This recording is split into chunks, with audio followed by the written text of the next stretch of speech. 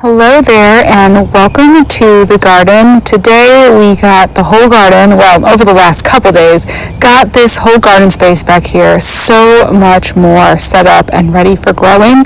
I started with some cardboard and a little bit of mulch to create a bit of a seating area in the middle of the garden space, and I'm going to have to get a bit more mulch, but I also started filling in a little bit of one of these raised beds. Again, it's going to be a work in progress out here, but I did actually replant out one of my amaranth plants, and I went ahead and popped my Juliet tomato that I've been growing up on the porch. It was just looking kind of sad in its container, so I went ahead and popped it out here into one of the raised beds as well, and set up a trellis for it. And then I just kept working on putting out a few more containers so that this space is starting to look like a garden.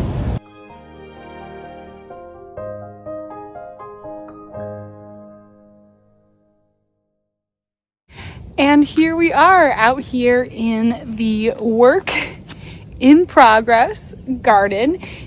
By no means anywhere near complete, but so much further than it has been. Got to get more mulch.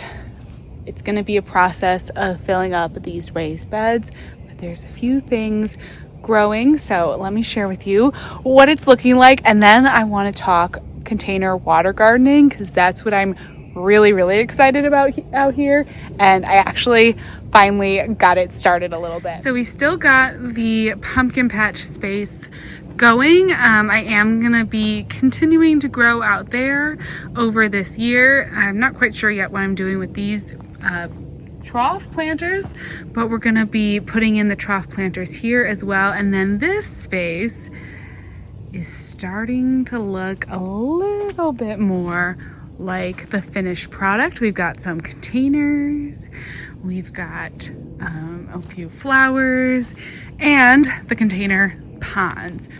So, container ponds, let's talk about this. It's such a fun way to add a little bit of a water feature to your garden. I'm going to be doing a couple out here, just have some fun with water gardening. So I have these 2x6 raised beds, trough planters. I did use them as raised beds previously. They had soil in them. I went ahead and put the plugs back in so that they are watertight now. And basically you can do this with almost any size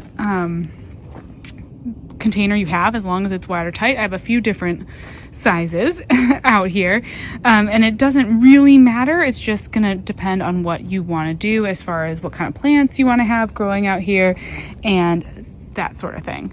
So I've got a few different sizes, and you know, there's kind of different things you can do in different size containers. So this one, this nice big one, is home to probably going to be the most plants.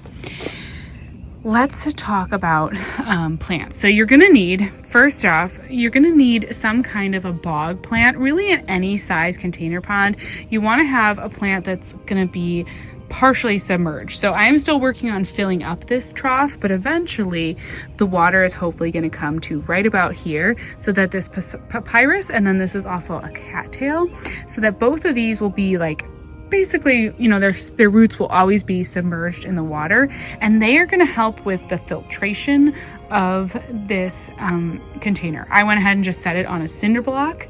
It's nice when you have a pond like this to have something that has some holes and nooks and crannies, and we'll talk about that a little bit later. But if you're ever going to have fish or anything in here, it's nice for them to have places to hide. Then once you've got your bog plant, you're going to need something that's going to oxygenate it. So I have these hornwort plants. These actually do spread pretty quickly, so I just have a few sprigs, but they're going to actually grow really pretty fast. But these add oxygen into your water, and you need things like that to keep the water from getting super stagnant. That's going to help. I also have some of this water hyacinth, which does a similar thing and also creates habitat, again, for any kind of fish that we're going to have in here.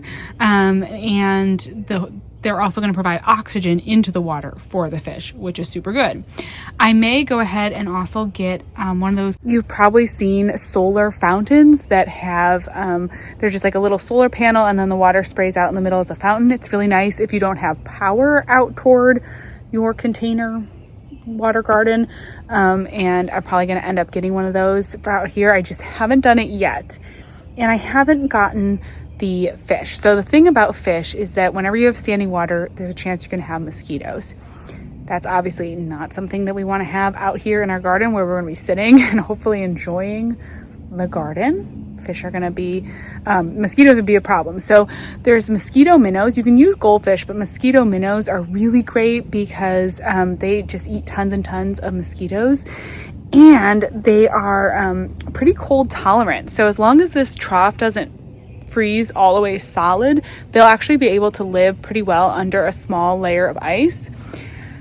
Usually we don't, and here I'm in zone 7, I'm in Virginia, usually we don't get temperatures where this would freeze solid. I'll have to keep an eye on it a little bit in the winter, but I anticipate that any small layers of ice won't cause a problem for the mosquito minnows come winter. And they're going to be able, I'm going to have that cinder block here where they can hide under, in between the holes in there. I may also put some other just like terracotta pots on their sides down here in the base to provide extra, you know, protection and habitat for them. But then with the hornwort and the water hyacinth, that will also help, again, to provide protection. And really with the mosquito minnows, they eat so much mosquito larvae that for the most part, you don't even have to worry about really feeding them too much. They're going to mostly just eat the mosquitoes. And Lord knows we have quite a lot of mosquitoes out here. Now the other plant, and the other kind of plant variety that you can get for your container pond are obviously just like decorative things. I have these really fun decorative water lilies that are growing here. I'm going to continue to add every day, add a little bit more water into the pond and then get them growing. These grow in about 2 to 3, 4 feet water, so perfectly happy here. This is a 2-foot tall container, so that's going to be really great. And then I'm going to continue to work on these other pond situations. This one is going to be a little bit lower. We're going to do some fun like hopefully put in you know, some more bog plants and stuff in this one. And then this pond was where I had the water and I have a bunch of tadpoles in here. And so I'm gonna do some more bog plants in this pond as well. There's all little tadpoles swimming around. And I'm not gonna put any of the mosquito minnows in this pond until the tadpoles hatch. So hopefully we won't get too much mosquito larvae, although I think maybe the tadpoles are eating it, which would be perfect. And they're so stinking cute. So I have to give them a home. I am going to kind of fill this back up. I just had to lower it a little bit to move it, and I do need to kind of level it out. I am in the process, I got some bricks, and I am in the process, like I leveled out that trough planter. I'm going to level out this one. I went ahead and put this back in the middle. That wasn't my original layout, but I thought, you know what? It's kind of nice to have the 3 there. And then we've got all the troughs. Excuse like all this stuff.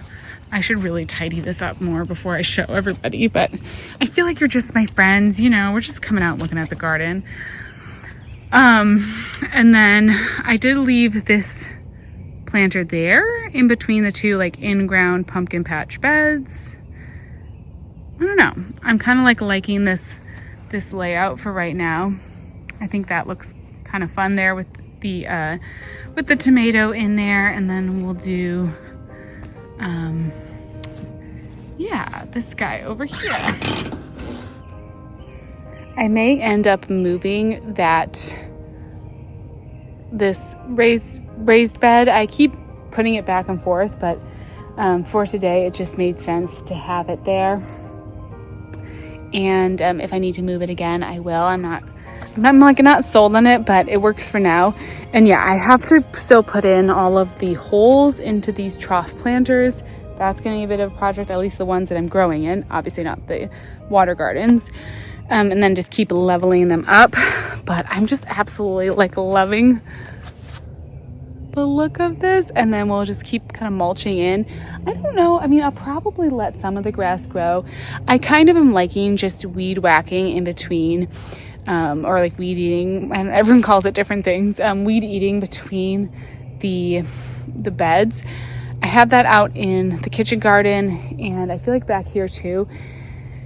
Whatever you do with walkways in between beds, it's going to require maintenance, and it's kind of just like, which maintenance do you want to do? I'd love to have a garden. If I had endless like resources, I would just have someone do bricks in between all my garden beds, but it's not really practical. So we're just going to do the probably the grass, and then a little bit of the mulch for right now under the seating area, and then we'll see. But it is really nice to have a seating area out here, somewhere that I can sit and enjoy this. And when you come out in the morning light in this garden, I'll have to come out and try to take a video of what the light is like in the morning coming over these trees, but it's just absolutely beautiful. And I know that this space like has so much potential.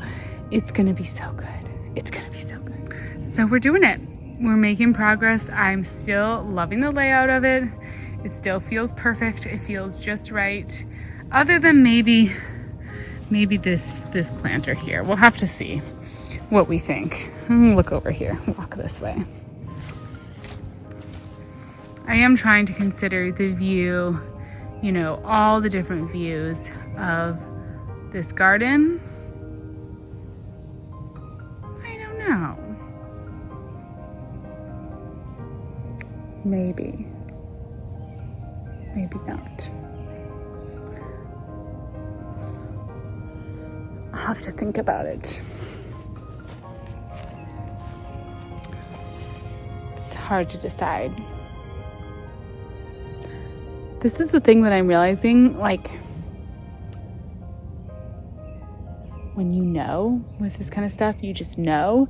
And then when you're not sure, it's like, maybe it's not right. But I've taken the soil in and out of that single little 2x2 raised bed so many times. So anyways, I'm not going to worry about that too much more for tonight. But there it is. If you can see the vision, it's going to be so good. It's just going to take a little bit of time, but I know we're going to get there. So thank you so much for spending a little bit of time in the garden. Hopefully now we've got most of the garden set up, so we can just actually focus on like gardening in them and not as much garden building, which I know I personally am very excited for, because I am very much ready to just start gardening, and I need to do some weeding too. Hope you're having a great day in your garden, and I will talk to you next week. Bye.